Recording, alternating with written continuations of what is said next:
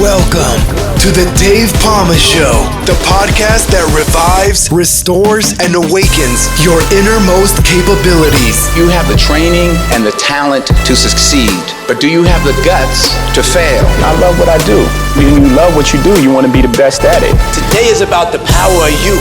You will change the world. Find your path to success through the journey of those who have succeeded. And now, your host, Dave Palma. Hi, welcome back to the Dave Palma Show. And with me in this episode, I have the co-founder and CEO of Blackhawke Behavior Science.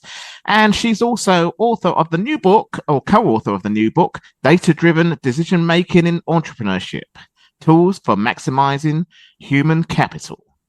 Dr. Nikki Blacksmith, welcome to the Dave Palma Show.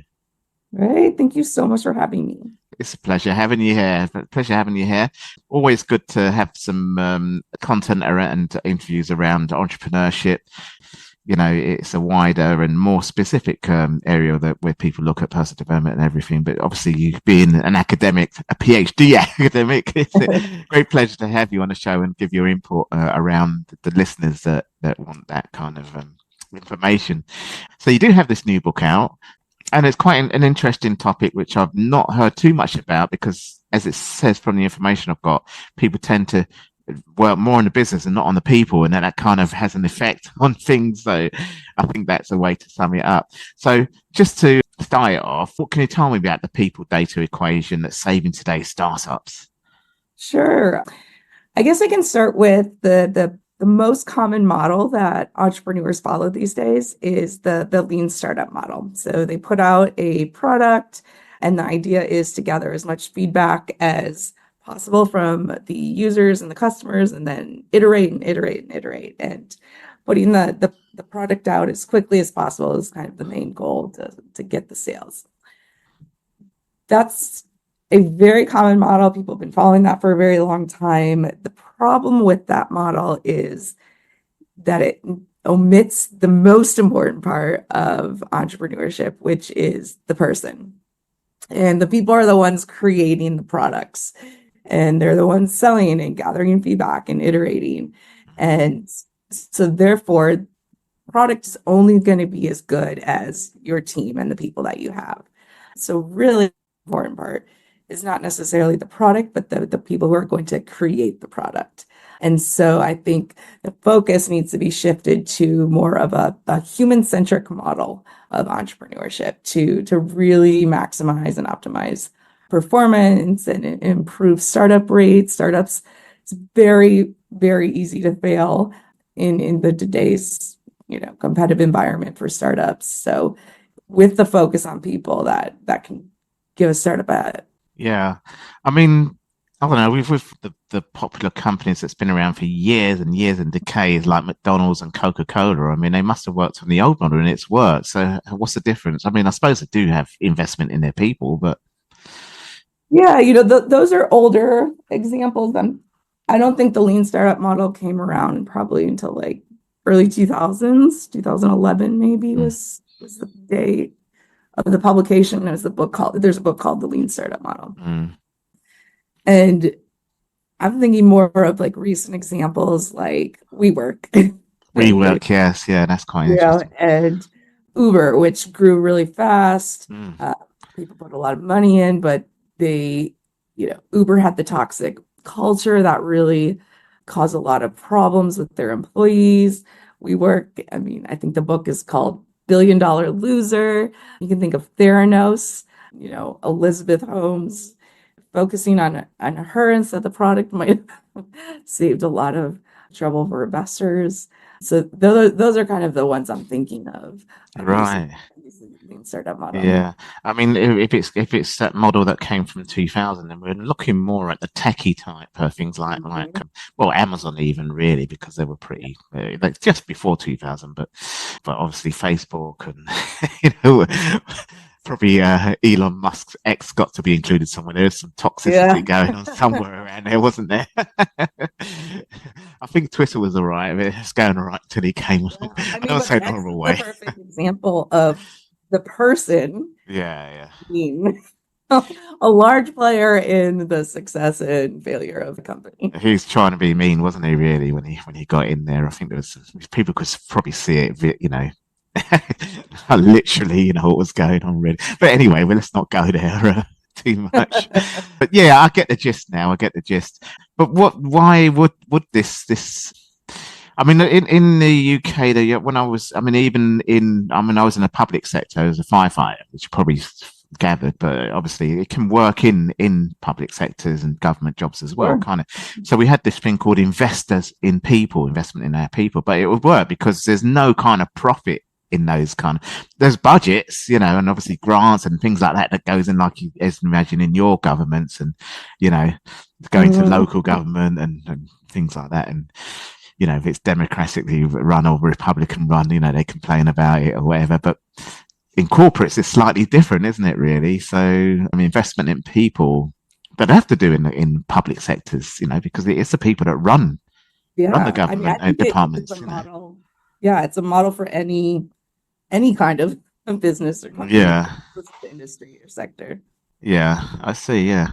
Okay. All right. Well, in your book, so you have this new book that you've co-authored, actually. How long was the book? When was the book released, by the way? It was. Sorry, can you repeat that again?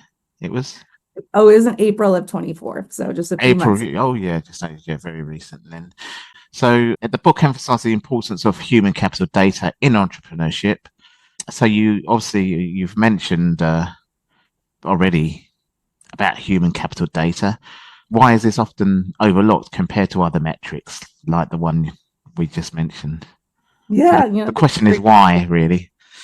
I think the problem is that people are so complex and difficult to measure that it can be hard to know where to even to start. And there are a lot of tools to measure human capital for large corporations, but very, very few that are designed for the unique challenges that startups or, funders of startups face. So there's not a lot of availability of tools out there. So it's natural to rely on the gut instinct and the experience that one has, which is probably the most common method today. I hear a few funders have told me that they've used assessments that are common in corporate organizations like Hogan assessments or StrengthsFinder. And while those are great for the corporate purpose, they don't often capture the right assets or the questions that the funders are asking about. Right. I see. Yeah. What sort of questions would those be then? I think the main question is, and it's very similar to hiring, so that's probably why they're using these assessments, is are these people going to perform in the future in a way that gives me a return on the investment? And there are some things that really are kind of red flags for some funders. So for example, if a founder is coachable, are they going to be somebody who listens to things about doing things? And that is not something that, is often measured in other types of assessments because it's not as critical. And it's different, because in a startup, you have the founder who has the control and the power of the company. So they often have an ego or a protective force around, their company. They think they know best, which is often the case. They're the experts in the technology. But also funders have seen startups fail and come and go and succeed, and they have a different perspective than founders. So being able to communicate and work with a leader who is willing to listen to others is really important for them. And another question that they're asking more recently that's increasing is, are these founders going to be people who adopt new technology? And are they going to be the ones who embrace the next generation of technology like artificial intelligence? They want to know that if they invest in the founders, that the company is going to continue to grow and evolve. And it's so much more critical than it used to be because it happens so much faster now. And so they really want to be able to invest in a founding team who is going to change and evolve with the changing environment. It's amazing you said that last part there, really, because I think AI is really growing really quickly. And there's been a big warning out that it's going to be that quick that you've really got to regulate it very quickly, get in there. Blockchain is something that people are just underestimating too much. It's just going to be used in a big way. And I think banks, obviously that's the beginning of it with crypto, but they've got stable coins now, and US is now be the first one because it's linked to the US dollar, the stable coin, so it's like, that is the actual international, monetary kind of thing that's used all around the world, as the main. So the fact is, it's blockchain that's the thing that's now going to kind of, it's not only money, it's a lot of things, it's a computer, a kind of thing together with AI, and a lot of people probably more older people like myself.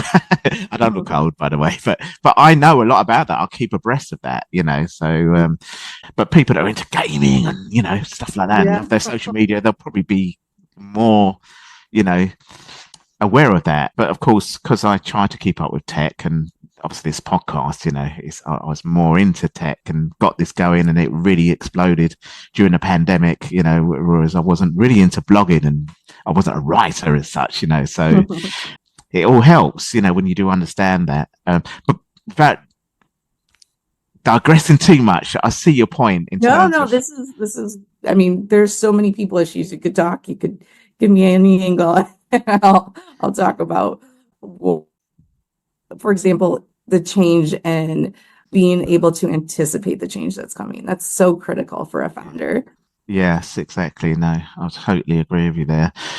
Pay attention to those trends and regulations that are coming, just like you said. It's critical. Yeah. The regulations are actually starting now.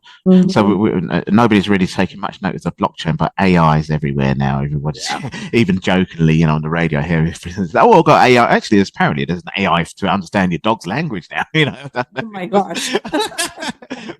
Sort of saying, I'd love to hear what my dog's saying and things like that. Anyway, let's not digress too much, but I understand what you mean in terms of leaders wanting people to keep up their people, investing in to keep up and things like that. I mean, I'm investing a lot into startups that are using this thing, and it's actually working for me, actually, to be honest. So I use AI to edit my podcast, for example, so, and obviously ChatGPT saves me a lot of time with virtual assistants for the other side of things, so that's the sort of thing. But you still need to invest in people that understand that when you want to sort of outsource, for example, You need to invest in the people that are going to be careful about the ones. There's so much out there, right? There's the issue of let's scrutinize the technology we're going to use and the right ones. They need people who are going to be able to manage the change. They need people who are going to be able to really think about the unique applications of the technology to their own products and services. I mean, the importance of being able to adopt and understand and willing to accept new technology is going to be more and more critical, I think. Yeah. And as I say, it's ubiquitous with two examples, and then something else is going to come along eventually, on top of that. But okay. Well, beyond your book, no, I shouldn't say that first. Your book provides value insights, but how can entrepreneurs and investors practically implement these data-driven approaches in their decision-making processes? Yeah, so the book, we tried really hard to end each chapter with tools and resources or tutorials of how to do those things. But I think the most important part that, even without reading the book, that investors and founders can think about most important to them and at what stage are they? And I think they vary. So if you're investing in a really early stage startup that doesn't really yet have any performance metrics, they're still kind of in the idea stage. At that point, the human capital metrics are the actual characteristics of the people, because you want to be able to predict, are they going to perform in the future? Because you don't really, so you're using predictive models of understanding human behavior. For example, if you have a founder that they really need to build relationships with other people to get their product and service off the ground. You're going to need somebody with strong social and interpersonal skills. So it's being able to look at those predictive factors. Later down the line, when the team is growing, the most important thing might be, is this leader, leading the team in a way that they're making progress and that's motivating and engaging for the team, that isn't going to cause every one of them to want to leave the organization, which is often something I see, because a lot of founders come in with technical expertise, not management and leadership experience. Yeah, that's quite interesting, actually. So that's the other side to not that we was talking about with the technology growing so much. You need to understand that and have your people that you're investing in to understand the quickly, rapidly growing of of the latest tech and things like that. But then there's the other side, because I think I saw somewhere that you talk about the importance of social media and stuff like that. But the thing is that if you're talking a lot on social media, you're not going to have that interpersonal, face-to-face kind of skills, are you? So tell me exactly what you mean by when you talk about social media and interpersonal skills and management skills, and how do they all fit in? Yeah, I think there's a chapter in the book that shows how we could use social media to measure different aspects. Although I'm going to put a very big disclaimer around that. It's useful to get information, but it shouldn't be relied on 100%, because if you think about what people put on social media, they're only putting what they want you to see. So the information you're getting is already very biased and selected. And so it's important. I think the key idea is really that there are so many growing ways to collect unobtrusive data. So instead of asking founders to fill out 1 million surveys, which is usually how you collect a lot of human capital data. Market research, that sort of thing. Yeah. Yeah, you can use existing data forms, then extract, inferences from them. So for example, if a team is communicating all the time on Slack, there are technologies now, and there's a really great chapter in the book about analyzing like text information using different language learning models. And you can analyze how well is a team communicating by using their actual communication instead of giving them a survey that's just indicators of, how well they're performing. And surveys usually say things like, my team, shares knowledge, and it'll capture things like that. Whereas if you're looking at the text, the communications, you're actually seeing those behaviors. So it's much more reliable and unintrusive because you're not asking the founders to actually do anything extra. So there's lots of like newer ways that are emerging that we can use to track the performance of people, and not necessarily to evaluate them, but really for performance improvement is really the key for startups. They're self-directed teams, they're growing all the time, they're improving. So being able to identify quickly, like where can you improve and where are those bottlenecks or points of friction, that can really prevent a lot of future problems. Yeah, that's quite interesting, actually. Yeah, there. Okay, well, beyond your book, what are some key takeaways you want listeners to remember about the power of data and human capital in creating successful entrepreneurial ventures? Yeah, I think the power of data, which nobody really talks about when they talk about data, it's like this magical thing that's going to give us all the information. But I think what I really want the readers to know is, while I think decisions should be informed with data, the data shouldn't be used alone. There's always going to be error, no matter what kind of data you have. And being able to integrate it with your own gut instinct and experience. And gut instinct is really just our brain, like synthesizing all of the experiences we've had before and trying to make it, into a shortcut. So it's not completely irrelevant. There's a reason why, some people say, listen to your gut. It's because it's literally based on our previous experiences. So not trusting data to be the end all be all, but relying on it to inform, validate, confirm, enhance the decision making, I think is the most important part.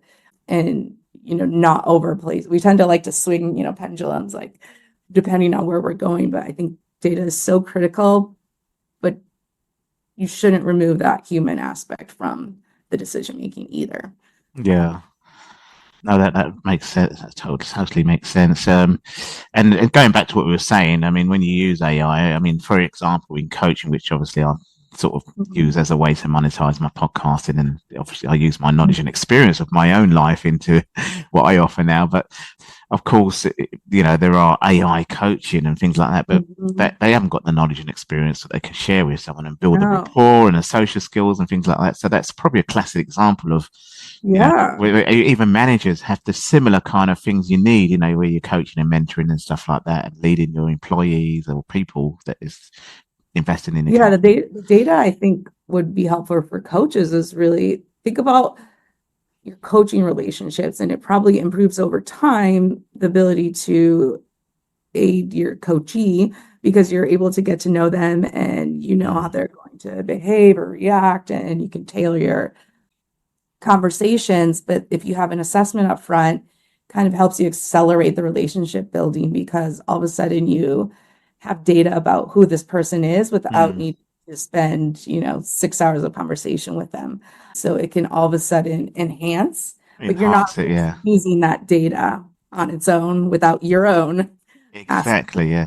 So this is the whole point, and then they can go away in between, meetings or whatever, and it's a good tool to have anyway, but not on its own, So it's that's one example of what I wanted to sort of point out. Yeah, great, fantastic. Well, your books are available. Can you tell my listeners where they can find your book and where they can find more about your work? Yeah, and they can find the book on Amazon, or they're merged with CRC and Taylor Francis. I think probably easiest is just to Google the book, but you can also connect with me on LinkedIn. We post a lot about, I do blogging myself and share information about how do you manage teams and how do you improve people performance. I'm just trying to share as much information. There isn't a whole lot out there. When you Google entrepreneurship, you read things about product development, very few articles or things about how do you actually find a co-founder and build a team that is getting paid a lot less than the market rate, and how do you motivate them. So just a lot of my information is just on my LinkedIn. I think that's probably the easiest way, is Nikki Blacksmith. Yeah, I love LinkedIn. That's what everyone has their number one social media, and that's really where I've kind of I like found my place there. Yeah. It's about information and education. Less about what did you have for dinner. Exactly. Yeah. You go to the internet, to Instagram and Facebook for that. I mean, they're good for promoting. Obviously, I throw my show out to get promoted, everywhere. But obviously, for communication and a bit more specific, everyone has their favorites, and I don't even know much about TikTok, but apparently I can promote my books and that and sort of sell a lot. But anyway, I don't know. Would not be the person to tell you. No, not I know nothing. But anyway, let's leave it at data-driven, people and tools. Save TikTok for another day. Exactly. Yeah. Well, Nikki, it's been a great pleasure having you in the show, talking about your new book and obviously talking about the topic of data-driven people and tools for maximizing sort of human capital, if you like, which is the subtitle of your book, which is very important. And obviously we gave some great analogies, and hopefully people and the listeners here will get some good value out of that. And I appreciate you coming on the show talking about it today. Great. Thank you so much for having me. That's all for this episode. Thanks for listening. And remember, if you want to support what we do, then share, subscribe, and leave a review over on Apple Podcasts. Or head over to my website, davepalmer.com, and click on Rate Show. Well, that's all for now, but I'll see you in the next episode of The Dave Palmer Show. Follow us on Facebook, Twitter, and Instagram.